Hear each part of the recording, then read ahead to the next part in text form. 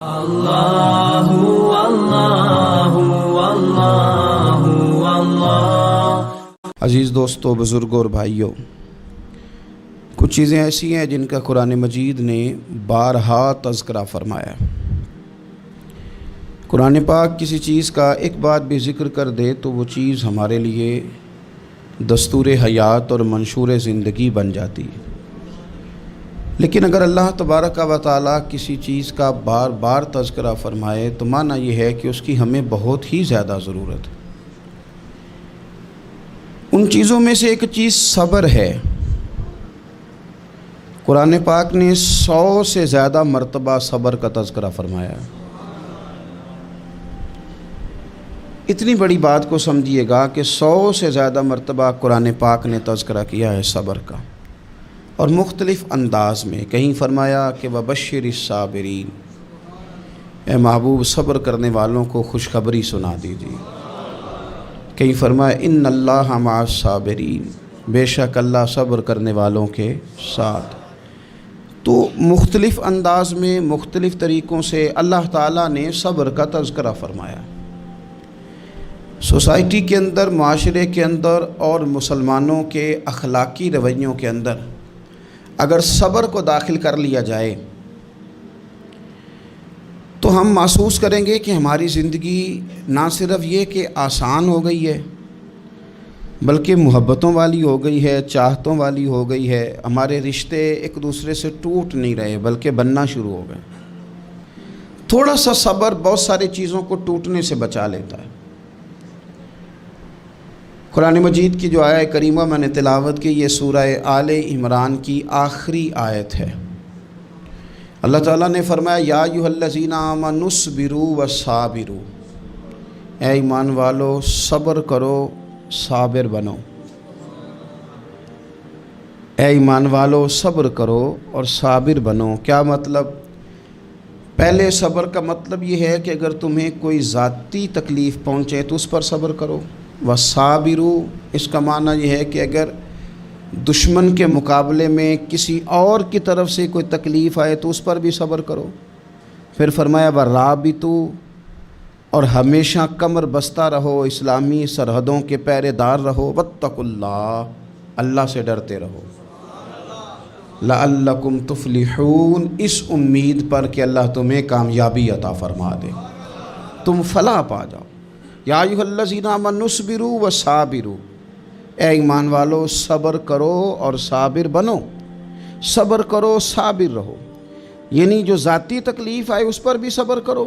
اور مصابرہ کا معنی سامنے سے آنے والی تکلیف۔ اگر بیماری آ گئی، کوئی پریشانی آ گئی، کہیں کوئی اپنا دنیا سے چلا گیا تو یہ ذاتی تکلیف ہے، اس پر بھی صبر کرنا۔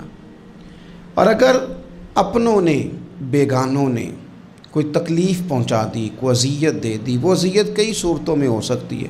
تانا بھی ایک اذیت ہے، طنز بھی ایک اذیت ہے، کسی شخص کے بارے میں غلط کلمہ کہنا بھی ایک اذیت ہے، اور مقابلے میں کھڑے ہو جانا، لڑائی کرنا، یہ بھی ایک اذیت ہے۔ اس پر بھی صبر کرو۔ ورابطوا، اور اس طرح کرو کہ کمر بستہ رہو، جد و جہد کرتے رہو۔ واتقوا اللہ، اللہ سے ڈرو۔ لعلکم تفلحون، تاکہ تم کامیاب ہو جاؤ۔ صبر جب آپ کرتے ہیں نا اور صبر کا ارادہ کرتے ہیں تو اللہ تعالیٰ صبر کی توفیق بھی عطا فرماتا ہے۔ ہم نے یہ دیکھا ہے کہ ہمارے پاس نعمتوں کی کمی نہیں، ہمارے فریزر خوراک سے بھرے ہوئے ہیں، ہمارے دسترخوانوں پہ انواع و اقسام کی چیزیں چنی ہوئی ہیں، ہماری الماریوں میں کئی ہمارے لباس تیار شدہ لٹکے ہوئے ہیں، ہماری جیبوں میں ہماری ضرورت کا سرمایہ اللہ نے ہمیں دے دیا ہے۔ لیکن اس کے باوجود جو لوگ ایک دوسرے سے پیار نہیں کر پا رہے، جو ایک دوسرے کے قریب نہیں جا پا رہے، تو اس کی وجہ یہ ہے کہ صبر نہیں رہا، حوصلہ نہیں رہا، کسی چیز کو برداشت کرنا ہمارے مزاج کا حصہ ہی نہیں رہا۔ اور پھر چونکہ امت مسلمہ نے انقلاب برپا کرنا تھا، دنیا کو پیغام حق دینا تھا، اگر ان کے اندر حوصلہ ہی نہیں ہوگا، اگر انہیں صبر ہی نہیں کرنا آئے گا، استقامت ہی نہیں ہوگی، کہیں رکنا ہی نہیں آئے گا، تو یہ میدانوں کو سر کیسے کریں گے؟ کامیابیاں کیسے ان کا مقدر بنے گی؟ رمضان المبارک میں بھی ماحول یہ ہو کہ افطاری سے 1 گھنٹہ پہلے نظر پوری ٹک جائے گھڑی پہ، اور تھوڑا سا بھی صبر مشکل ہو.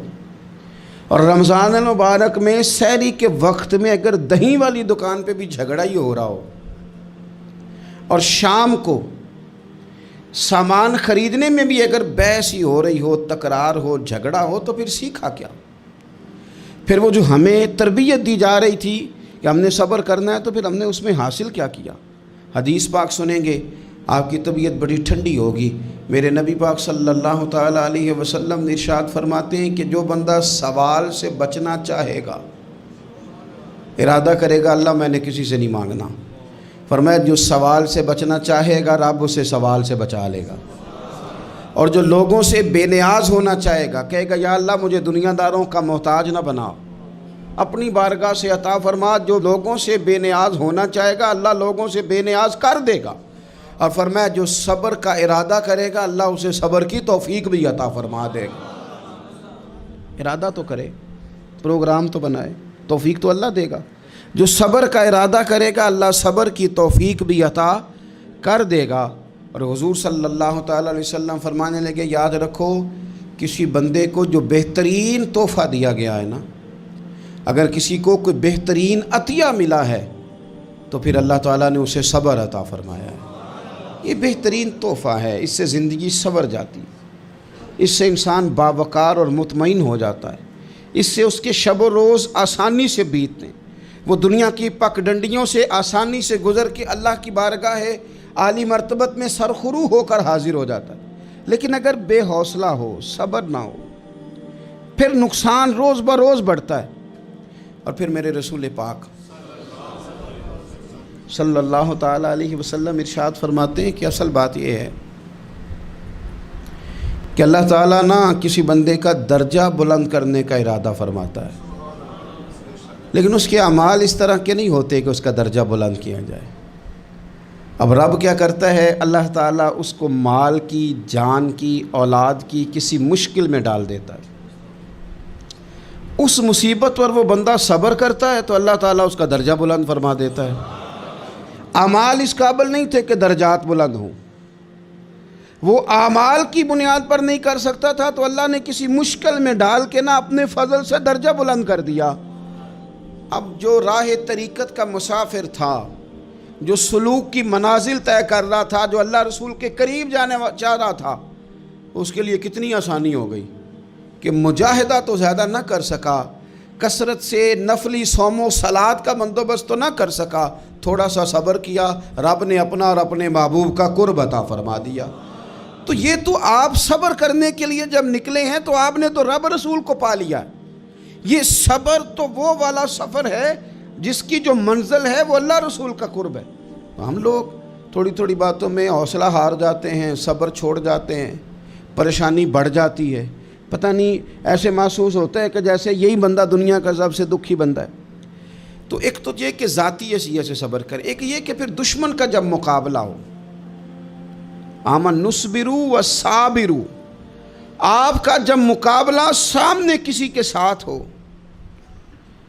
تو پھر تیر، تلواریں، اسلحہ، بندوقیں یہ نہیں زیادہ لڑتی. میدانوں میں حوصلے لڑتے ہیں، میدانوں میں صبر لڑتا ہے، میدانوں کے اندر توانائیاں لڑتی ہیں. میدان کربلا کے اندر کوئی مقابلہ نہیں تھا تیر کا تیر کے ساتھ، تلوار کا تلوار کے ساتھ کوئی مقابلہ نہیں تھا. میدان کربلا کے اندر ظلم کا صبر سے مقابلہ تھا. فتح کے ڈنکے یزید نے بجائے تھے، جشن ابن زیاد نے منایا تھا، لیکن قیامت تک اللہ نے جو فتح عطا فرمائی ہے تو وہ حسین ابن علی کے صبر کو عطا فرمائی. وہ سیدنا امام علی مقام کے صبر کو ملی. عزیز بھائی، صبر ہی ہمیشہ فاتح ہوتا ہے، صبر ہی جیتا کرتا ہے، صبر ہی کامیابیاں دیتا ہے. نتیجے صبر کے نکلتے ہیں، صبر کے، حوصلے کے نتیجے ہوتے ہیں. ہماری جلد بازی ہمیں شکست خوردہ کر دے گی، ہمارا حوصلہ نہ ہونا ہمیں ہرا دے گا. ہم کمزور پڑ جائیں گے اگر ہم بے حوصلہ ہو جائیں گے. سنو، میرے نبی پاک علیہ السلام نے تربیت کی. حضور اپنی امت کو درس دیتے ہیں. حضور فرماتے ہیں پہلے تو کوشش نہ کرو کہ تمہاری دشمن سے لڑائی ہو، اس چکر میں ہی نہ پڑو کہ لڑائی ہو۔ مسلمان امن والے ہیں، یہ پرامن لوگ ہیں، یہ امن پسند ہیں، یہ داعیے امن ہیں، یہ معاشرے میں مومن ہونا امن کی علامت ہے۔ فرمایا پہلے تو یہ پروگرام ہی نہ بناؤ کہ تمہاری لڑائی ہو، اور فرمایا پھر اگر ہو جائے نا تو پھر صبر کے ساتھ مقابلہ کرو، پھر ڈٹ کے مقابلہ کرو، اور پھر یاد رکھو کہ یہ جو جنت ہے یہ تلواروں کے سائے میں ہے، جنت تلواروں کے سائے میں تمہیں ملے گی۔ پھر ڈٹنا سیکھو۔ پہلے تو بات یہ کہ تم یہ ارادہ ہی نہ کرو لڑائی، اور اگر کبھی ہو جائے وہ لوگوں کو بتاؤ کہ ہیں ہم پرامن لوگ، پر دین کے لیے کھڑا ہونا ہو تو پھر ہم سے زیادہ کسی کو کھڑا بھی نہیں ہونا آتا، پھر ہم سے زیادہ کسی کے پاس طاقت بھی نہیں۔ حضرت مولا علی شیر خدا رضی اللہ تعالیٰ عنہ کے زمانے میں کفر کے ساتھ ایک جنگ ہو رہی تھی، تو کافروں نے نا جاسوس بھیجے کہ یار پتہ تو کرو مسلمانوں کی تیاری کس طرح کی ہے۔ تو جاسوس واپس جا کے کہنے لگا سمجھ کوئی نہیں آئی ان کی، وہ تو راہب قسم کے لوگ ہیں، صوفی قسم کے لوگ ہیں، وہ تو کٹے ہوئے ہیں دنیا سے، مسلوں پہ بیٹھ جاتے ہیں، رات کو تو لگتا ہے دنیا سے تعلق ہی کوئی نہیں، لیکن سویرے اٹھ کے میدان میں تلوار لے کے نکلتے ہیں تو لگتا ہے ان سے بڑا مجاہد ہی کوئی نہیں۔ یہ عجیب لوگ ہیں کہ رات کو مسلح پہ بیٹھے ہیں تو لگتا ہے کٹ گئے دنیا، یہ صوفی لوگ ہیں، درویش ہیں۔ یہی مسلمان کی شان ہے، ہو ہلکا یاراں تو برے شم کی طرح نرم، رزم حق کو باطل ہو تو فولاد ہے مومن، ادھر آ ستمگر ہنر آزمائیں تو تیر آزما، ہم جگر آزمائیں، ہم تجھے اپنا حوصلہ بتاتے ہیں کتنا، دیکھ ہمارے حوصلے سے ٹکرا کے دیکھ یہ کتنا طاقتور اور مضبوط ہے۔ تو عزیز بھائی، اگر زندگی میں آپ کو صبر کرنا آ گیا، میں بڑے دنوں سے یہ عنوانات بیان کر رہا ہوں، اور آج تو خصوصی طور پر رمضان شریف کے اس جمعے میں اپیل کرنا چاہتا ہوں آپ سے کہ کمزور باتیں کرنی چھوڑ دیں، مایوسی کے جملے اپنی زندگی سے نکال دیں۔ ہم مسلمان ہیں، آپ بیمار ہو گئے ہیں تو یہ بھی خدا کا فضل ہے، گناہ معاف ہوں گے۔ اگر اللہ تعالیٰ نے فقیر بنا دیا، غریبی آ گئی ہے تو یہ بھی فضل ہے، امیروں سے پہلے جنت میں جائیں گے۔ اگر اللہ تبارک و تعالیٰ نے کسی جگہ آپ کو مکان نہیں دیا اور دوسرے کو دے دیا ہے تو آپ وہ لوگ ہیں جو عظیم سنت ادا کر رہے ہیں سیدنا بلال حبشی کی۔ اگر کسی جگہ کوئی کمزوری آ گئی ہے، کوئی پیچھے رہ گئے ہیں تو یہ خدا کا فضل ہے۔ اللہ تعالیٰ نے چاہا ہمارے لیے جو فیصلہ تو ہم اس پہ راضی ہیں، لیکن اپنی زندگی میں اور شکوے اتنے بڑھا لیے، ہم نے اتنے بڑھا لیے کہ لوگوں سے شکوے کرتے کرتے رب رسول سے بھی شروع کر دیے۔ غلام بھی کبھی شکوہ کرتا ہے، آقا کا بھی شکوہ ہوتا ہے، بندہ بھی کبھی شکوہ کرتا ہے، رب کا بھی شکوہ ہوتا ہے، یہ بھی کبھی ہوتا ہے۔ آپ نہ مانے پر یہ شکوہ ہے کہ میں بڑے ڈاکٹروں کے پاس گیا ہوں آرام نہیں آیا، نہ مانے پر یہ شکوہ ہے میں نے کبھی کسی کو ستایا تو نہیں پر میرے حالات نہیں ٹھیک ہوتے۔ آپ نہ مانے پر یہ شکوہ ہے کہ فلانے کے پاس دولت زیادہ ہے، اس نے پتہ نہیں وہ آگے نکل گیا اور میں پیچھے رہ گیا، نہ مانے پر یہ شکوہ ہے۔ کس سے کر رہے ہو؟ رب رسول سے؟ او آس بولے تے دی مہربانی اساں تے لاڈ ہی لڑاونے نے۔ کس سے شکوہ کر رہے ہو؟ خدا کے بندو، غلام غلامی کرتے ہیں، شکوے کرتے ہیں کوئی؟ حضرت ام سلمہ رضی اللہ تعالیٰ عنہ، شوہر کا نام ہے ابو سلمہ، بیٹے کا نام ہے سلمہ، کہتی ہیں میں، میرا شوہر، میرا بیٹا، تینوں، چھوٹا بیٹا میرا، ہم نکلے مکہ مکرمہ سے مدینہ طیبہ جانے کے لیے۔ ایک کی بیٹا ہے، خاندان جمع ہے، شوہر کی گود میں بیٹا، اونٹ کے پیچھے میں۔ فرماتی ہیں مدینے کی سرحد آ گئی تو میرے میکے والے آ گئے، کہنے لگے ابو سلمہ نہیں لے جانے دیں گے مدینے اپنی بیٹی کو۔ میں نے کہا میں مسلمان ہوں، میں تو اپنے شوہر کے ساتھ مدینے جاؤں گی۔ انہوں نے کہا نہیں جا سکتے، تو نے جانا ہے تو جا، ہماری بیٹی نہیں جائے گی۔ زبردستی مجھ سے انہوں نے مجھے میرے شوہر سے الگ کیا۔ کہتی ہیں پھر میرے شوہر کے قبیلے والے آ گئے، وہ کہنے لگے اگر تم اپنی بیٹی کو نہیں نہ جانے دیتے تو یہ جو ہمارا پوتا ہے یہ ہماری نسل ہے، تمہارا نہیں، اسے ہم نہیں جانے دیں گے۔ وہ بچہ اپنی طرف کھینچتے تھے، میں اپنی طرف کھینچتی تھی، مدینے کی سرحد پہ۔ یہ جھگڑا زمین کے لیے نہیں ہو رہا، مکان کے لیے نہیں ہو رہا، حضور کے مدینے جانے کے لیے ہو رہا، حضور کے مدینے جانے کے لیے ہو رہا، مدینے جانے کے لیے ہو رہا۔ लंघ कई महीने ते बरस गए ते तेरी दीद नू दीदे ही तरस गए। उन्होंने बच्चा खींचा, मैंने अपनी तरफ खींचा, मेरे बच्चे का बाजू उतर गया। फरमाती हैं मेरे शौहर मदीने चले गए, बेटा मेरा मेरे ससुराल वाले ले गए, मुझे मेके वाले ले गए। आज भी कुछ सियाने बंदे कहते हैं इसको निकाल दो और बच्चे छीन लो। उनका भी ख्याल था कि बेटा ले जाएंगे ना तो अबू सलमा भी मदीने से वापस आ जाएगा, ये भी वापस आ जाएगी। और यार इतना बड़ा भी ज़ालिम कोई नहीं होगा जो माँ बाप से बच्चे जुदा करे। फरमाती हैं कि वो ले गए छीन के, मैं मेके चली गई। लोग रोटी खाते थे, मेरे हलक से नहीं गुज़रती थी। ज़माना सोया करता था, मैं सो नहीं पाती थी। बेटा कहाँ, शौहर कहाँ, मैं कहाँ। उम्मे सलमा कितनी देर तकलीफ़ काटी। जनाब उम्मे सलमा कहने लगी लोगों 1-2 दिन नहीं पूरा साल बीत गया, पूरा साल। पर जे सोना ही मेरे दुख विच राज़ी, जे सोना ही मारो मारो मैनू मार मुकाओ, मैं कोई उज़र ना पेश ले आवा, और जे सोना ही मेरे दुख विच राज़ी, फिर सुख नू चुल्हे डावा। फरमाया साल बीत गया, लोग सुबह उठ के काम काज पे लग जाते, कपड़े बदलते, ड्यूटियां करते, और मैं सवेरे उठ के उस जगह आ जाती जहाँ मेरा शौहर और मेरा बेटा बिछड़ा था। मैं सारा दिन रोती, आहुजारी करती, हुजूर के मदीने की तरफ मुँह करके मैं तड़पती। साल बीत गया, साल, एक हफ्ता नहीं निकलता बच्चों के बगैर। बड़े बड़े सियाने लोग परदेश जाते हैं तो बच्चों की फ़ोटो देख देख के रोते हैं, लेकिन कहती है माँ थी, बेटा बिछड़ा और फिर बेटा बीमार हो और माँ से जुदा हो, कितनी तकलीफ़ का मंज़र है। आप फरमाती हैं कि 1 साल बीत गया और मैंने किसी की मिन्नत नहीं की, मैंने कोई शिकवा नहीं किया, इसलिए कि जिस हाल में रब और रसूल रखें। ये हौसला, ये सब्र, ये तवानाई। 1 साल के बाद मेरे चचा का बेटा मेरे पास से गुज़रा, तड़पते देख कर कहने लगा मेरी बहन तू सारा दिन रोती रहती है। तो मैंने कहा भाई तुम्हें क्या बताऊं, इसका शौहर चला जाए, बेटा जुदा हो जाए, वो क्या करेगी। फरमाते उसने जाके मेरे बाप से, अपने वाली से, मेरे ख़ानदान वालों से कहा इसकी सज़ा कब ख़त्म होगी। इस गरीबनी का कसूर ये है कि ये मदीने वाले का कलमा पढ़ती है, इसकी गलती ये है कि ये मुसलमान हो गई है, दीन हक कबूल कर लिया है, क्यों नहीं तुम ख्याल करते।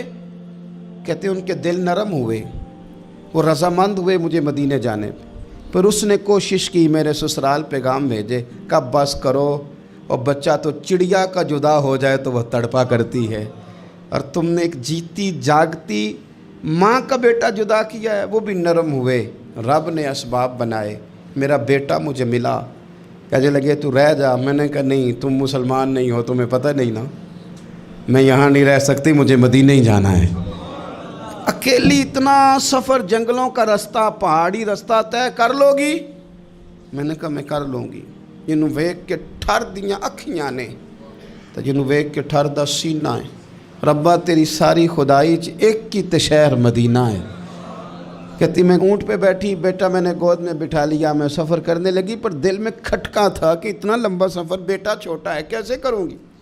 कहते मुझे उस्मान बिन तला मिल गए, कहने लगे कहाँ जा रही हो बहन। मैंने कहा मदीने। कहने अकेले जाओगी। मैंने कहा जाना तो है ना, कोई साथ चले न चले पर शहर रसूल तो जाना है ना।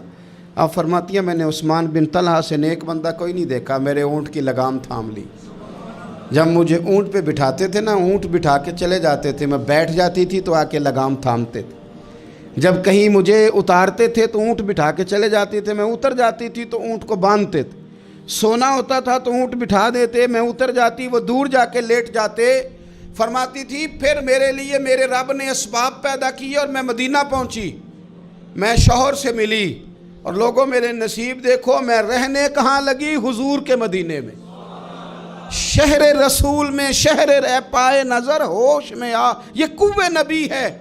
मैं हुजूर के हरम की ज़मीन और कदम रख के चलना, अरे सर का मौका है ओ जाने वाले, मदीने के खित्ते खुदा तुझको रखे, गरीबों फ़कीरों के ठहराने वाले। कहती है मैं वहाँ बसने लगी।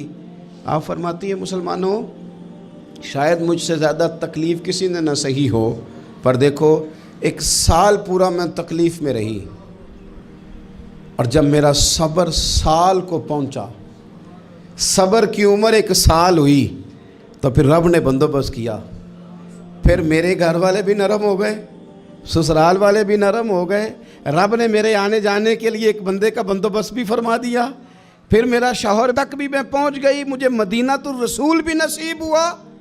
1 سال میں نے صبر کیا تھا، رب نے مجھے مستقل مدینے کا ٹھکانہ عطا فرما دیا۔ لیکن جو بندہ صبر ہی نہ کر پائے، جو کہ جی بڑی دور سے آیا ہوں، بڑی دیر ہو گئی، بڑا ٹائم ہو گیا، کب جا کے مسئلہ حل ہوگا، وہ جو آپ نے بتایا تھا وہ تعویذ کب اثر کرے گا، وہ دعا کب قبول ہوگی، وہ فلانا معاملہ کب، بھئی یہ ڈیٹ تو آپ کو رب رسول ہی دے سکتے ہیں، بندہ تو کوئی اطلاع ہی دے گا، پیغام ہی دے گا، دعا ہی کرے گا۔ اگر زندگی میں حوصلہ ہی نہیں ہوگا، اگر آپ کو یہ قرار ہی نہیں آئے گا، ٹھہرنا ہی نہیں آئے گا کسی میدان میں۔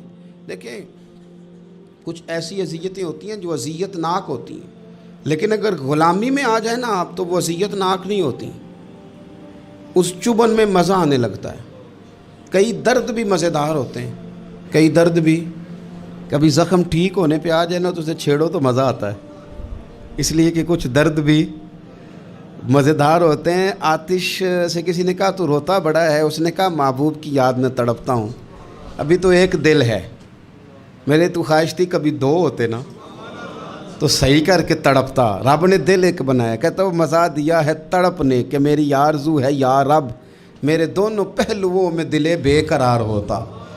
درد میں بھی مزہ ہے، پر شرط یہ ہے کہ لوگ درد میں بھی جینا سیکھیں۔ ہم نہ آرام میں جینا چاہتے ہیں، پنکھے کے نیچے جینا چاہتے ہیں، کاش کہ ہمیں صحرا میں بھی نیند کا مزہ لینے کا طریقہ آئے، پھر زندگی کے سارے راستے آسان ہیں، پھر اقرار بھی مشکل نہیں۔ لیکن چونکہ حوصلہ نہیں، صبر نہیں، وہ والا قرار نہیں جو ایک مسلمان سے رب رسول کا مطالبہ ہے۔ حدیبیہ کے موقع پہ نا نبی پاک صلی اللہ علیہ وسلم نے جو شرطیں کافروں کے ساتھ طے کی تھی نا، حضور نے نور بصیرت سے کی تھی نا، تو انہی شرطوں نے پھر فتح کے باب کھول دیے۔ ان فتحنا لک فتحا مبینا۔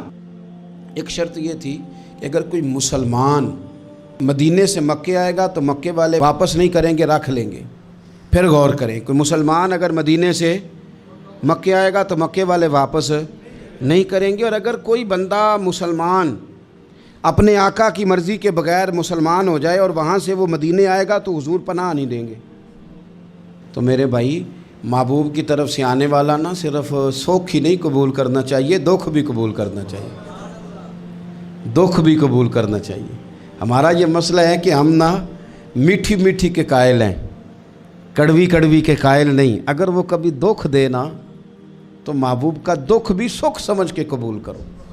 ہاں اس کی طرف سے کانٹا ہے کبھی تو اسے پھول سمجھ کے قبول کرو، وہ چبھے گا نہیں، انشاءاللہ مزہ ہی دے گا، وہ قبول تو کرو نا۔ تو اب حضرت ابو بصیر رضی اللہ تعالیٰ عنہ ایک صحابی تھے، ایک تو حضرت ابو جندل رضی اللہ تعالیٰ عنہ تھے نا، تو وہ تو حدیبیہ میں آ گئے، حضور مجھے لے جائیں، تو نبی پاک نے فرمایا میں نے وعدہ کر لیا ہے، ان کو بھی حضور نے واپس بھیج دیا۔ اور یہ بیچارے نا اپنے آقا کی جیل توڑ کے مکے سے بھاگ کے مدینے آئے، یا رسول اللہ مجھے قبول کر لے، میں بھاگ آیا ہوں، وہ بڑا ظلم کرتے ہیں، مارتے ہیں، تکلیف دیتے ہیں۔ وہ آئے تو ادھر سے نا اس کے مالک نے 1-2 بندے بھی بھیج دیے رکا دے کے کہ یا رسول اللہ آپ کا تو وعدہ تھا کہ آپ بندہ رکھیں گے نہیں۔ یہ آئے اور رکا بھی آ گیا۔ اب ذرا منظر کو سمجھیں۔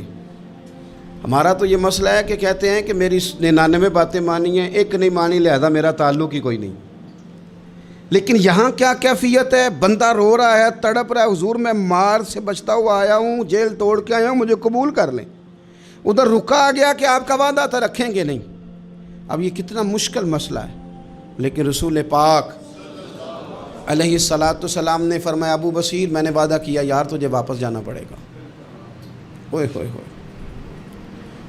لوگ تو کہتے ہیں نا کہ وہ پیر صاحب نے کہا تھا تو میرا کام نہیں ہوا، لہذا میری بیعت ہی گئی، چھٹی ہو گئی، ماحول ہی بڑا عجیب ہے۔ حضور نے فرمایا واپس جا، لیکن جے کر یار دے نام دا ملے مینا، پھر انہوں چولی پا لئیے مینے نو پنجے سٹیے نہ، جے کر یار دے نام دا، سامنے والے نے تانا سمجھ کے دیا تھا پر یار کے نام کا تھا نا، اس نے کہا لا صحیح سونے کے نام کا ہے نا، تانا ہوا تو کیا ہوا، جے کر یار دے نام دا ملے مینا، ਉਹਨੂੰ ਝੋਲੀ ਪਾ ਲਈਏ ਪੁੰਜੇ ਸੁੱਟੀਏ ਨਾ, ਤੇ ਜੇਕਰ ਯਾਰ ਦੇ ਨਾਮ ਦੀ ਮਿਲੇ ਸੂਲੀ ਫਿਰ ਝੂਟਾ ਝੂਟ लइए तो पिछा हटिए ना, झूठा झूट लइए। अब लिखने वाले का भी अपना अंदाज़ है ना, कहते हैं ये भी मेरे लिए झूला ही है, ये भी आराम की जगह ही है। झूठा झूट लइए तो पिछा हटिए ना। हज़रत अबू बसीर रज़ी अल्लाह तआला अन्हु से हुज़ूर ने फरमाया वापस जाना है। कहा सोने ठीक है, कोई शिकवा नहीं, कोई गिला नहीं, ये भी मेरे महबूब का हुक्म ही है। और क्या बात है, मेरे नबी वादों के पक्के हैं। क्या बात है, हुजूर ने जो कहा करके दिखाया। कहते हैं मैं वापस जा रहा था, एक दो बंदे साथ थे, जब मदीने की हद गुजर गई ना, हुजूर ने तो कहा था ना मदीने में पनाह नहीं देनी, तो मैंने उससे कहा यार तलवार बड़ी सोहनी है, ज़रा दिखाना। उसने दिखाई तो एक की मैंने गर्दन काट दी, दूसरा वैसे ही भाग गया। और भाग के हुजूर के पास आया जी, उसने तो मार दिया। तो सरकार फरमाने लगे मैंने तो वादा पूरा किया था ना, तुमसे नहीं संभाला गया तो मामला तुम्हारा है। अब हज़रत अबू बसीर रज़ी अल्लाह ताला अन्हु वापस आए, अर्ज़ की हुजूर अब मेरे लिए क्या हुक्म है। हुजूर ने फरमाया मियाँ हुक्म वही है, मदीने में हम नहीं रख सकते तुम। मदीने में सहाबा थे ना, हुजूर की बातों से खुशबू लेते थे, मदीने में नहीं रख सकते। हज़रत अबू बसीर कहते हैं मैं मदीने की सरहद से निकल गया, उस जगह चला गया जो ना मक्के की रियासत में था ना मदीने की। एक मकाम ईस था जहाँ मीठे पानी के कुएँ थे, वहाँ रहने लगा। हज़रत अबू जंदल को पता चला कि एक नया ठिकाना बन गया, वो भी जेल तोड़ के आ गए। 70 बंदे आ गए, वहाँ से काफ़िले गुज़रते थे काफिरों के, ये भी मुसलमानों को तंग करते थे। अगर मक्के से कोई काफ़िला गुज़रता था तो हमने भी इनको पकड़ा, काफिर का माल माले गनीमत असबाब बन गया। और वो जब काफ़िला लेके आते थे तो डरे होते थे, और इनको तो सताया था ना। कहते हमें सताया बड़ा था, हम तो इनकलाबी बन गए थे, हम तो रख लेते ना, बड़ी मिन्नत करते, बड़ी जान मुश्किल से छुड़ाते। 70 बंदे हो गए, फिर 300 हो गए। तब वो बशीर कहते हैं दुनिया मदीने जाती थी लेकिन हम तड़पते थे, हम तड़पते थे। रुत लंघ गई है फिर बाहर आंदी, ते अज चिट्ठियाँ मदीने आईयां नहीं। हम तड़पते थे कि यार कोई मौका मिले, रोज़ रात को रोते तड़पते। 300 इनकलाबियों का जत्था सब्र से बैठा है मदीने की सरहद पे, अंदर आने की इजाज़त नहीं, पर ग़ुलामी में रोज़ इजाफ़ा हो रहा है। सब्र देखो, ग़ुलामी में रोज़ इजाफ़ा होता है।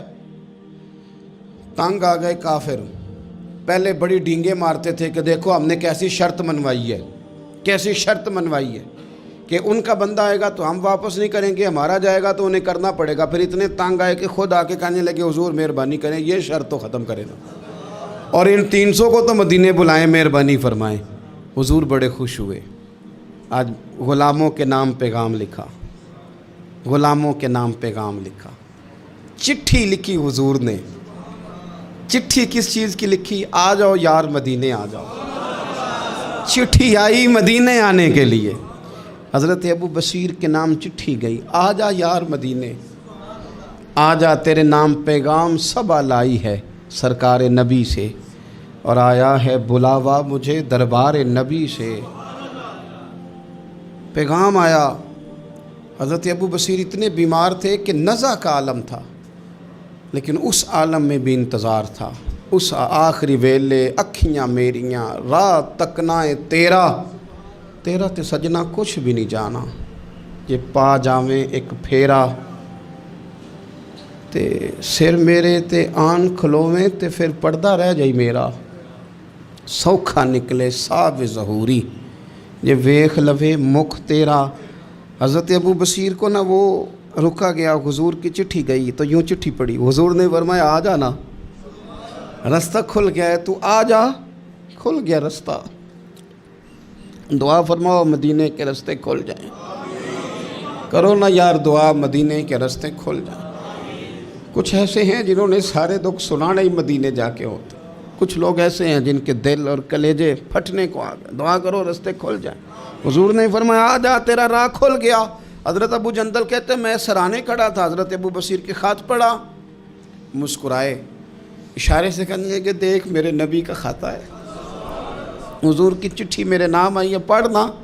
तो मैंने भी पढ़ी, पहले रोए, फिर कलमा पढ़ा, फिर मेरा हाथ थामा, रूह ही परवाज़ कर गई हमेशा के लिए, हमेशा के लिए। वो ज़ाहिरी जिस्म के साथ तो मदीने ना पहुँचे, पर कब्र में गए तो मदीने वाले की ज़ियारत नसीब हो, कब्र में हुजूर की ज़ियारत नसीब हो गई। कब्र में حضرت ابو جندل کہتا ہے میں نے جنازہ پڑھا اور اسی مقام پہ جہاں انہوں نے انتظار کیا تھا نا، وہ مقام میں انتظار ان کا مزار بنا، مزار کے ساتھ مسجد بنی، مسجد کا نام مسجد ابو بصیر رکھا گیا۔